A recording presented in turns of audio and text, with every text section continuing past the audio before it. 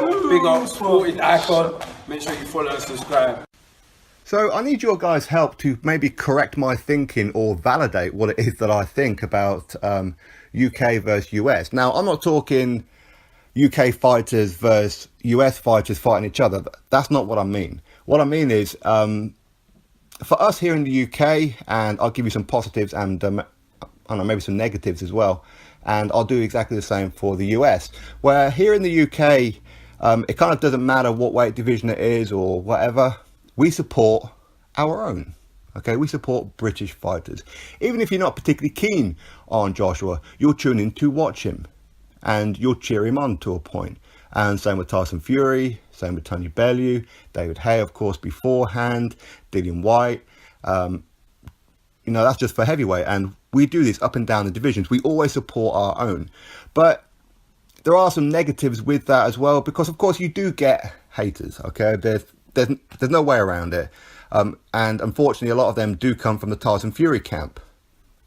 I love Tyson Fury myself, but I don't hate on Anthony Joshua because I like Tyson Fury. I don't hate on anybody just because I like a certain fighter. That's not how I do it here. Like domestically, I look at all of them very, very equal. I will tune in and watch Joshua, Dillian Whyte, Tony Bellew, and whoever else, Derek Chisora, and as I said, up and down the weight divisions. And I only kind of like really maybe pick a side, or even then sometimes I'll stick on the fence if we have a domestic clash. So two British guys going at it. Then maybe I may choose who I want to win or who I think is going to win. Then maybe at some point during the fight I may actually change my mind. So I think that's pretty much the British mentality, where we support our own. Now, from an outsider's point of view, looking in, as far as US boxing goes, again, I could be totally wrong on this one. And again, I'm not trying to bracket all Americans this way, because I know that's not the case. But I mean, it does seem that there's a very large contingency of they will only support one, maybe two of their own in each weight class. For example, heavyweight. It's a prime example for you. Again, I'm still not going to mention his name because I'm still not happy with him. Old he who shall not be named, Voldemort, the WBC title holder. You see, there's like a lot of people will support him. Why? Because he's linked with Joshua. They want to be part of the glory train. If he was to fight Joshua, and if he was to be successful, yay, we beat you, blah, blah, blah, even though they've never been supporting him before, right? So with them supporting him, they ignore or throw under the bus at times the likes of Dominic Brazil, Andy Ruiz Jr., Adam Kalinacki, Jaron Miller. They don't even talk about Amir Mansour and Charles Martin, and that seems to be the way. So they kind of choose one and stick with the one rather than support all of them. And if they fight each other, choose a side. That seems to be, from the outside looking in, as to what happens. And, they do it for various weight classes as well. Let's look at Errol Spence, Keith Thurman. You see, for a long time, they were all supporting Keith Thurman, right? Errol Spence Jr., he then grabs the title from Kell Brook, and then suddenly they abandon Keith Thurman and start supporting Errol Spence Jr.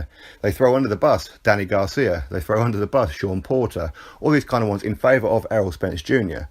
When I don't know why you can't support all of them. Now, of course, there are circumstances for the likes of Keith Thurman. He's showing an unwillingness to fight these other guys, right? As in Errol Spence Jr. So I can kind of understand that point. But now it's a case of they were riding hard for Errol Spence Jr. and Terence Crawford at 140. Now Terence Crawford has moved up. A lot of the people who were supporting Errol Spence Jr. are now throwing Errol Spence Jr. under the bus in favour of Crawford. Or they're sticking with Errol Spence Jr. and now throwing Terence Crawford under the bus. So it's like they only support really one from each weight class. And I think this may be the problem as to why boxing is dying in America. As in, it's not as popular. Again, I could be totally wrong on this one. Maybe I'm looking at the wrong places here online for it. Because, of course, the YouTube community will only make up, 2% of the boxing fan population, right? That'll be it. So maybe I'm totally wrong on this one. But it does seem, from the outside looking in, that they will only support one and couldn't care less about the rest of them. Whereas here in the UK, we do. We look at all our fighters. we support all our fighters. We will turn up to all our fighters. We will watch them all on the TV.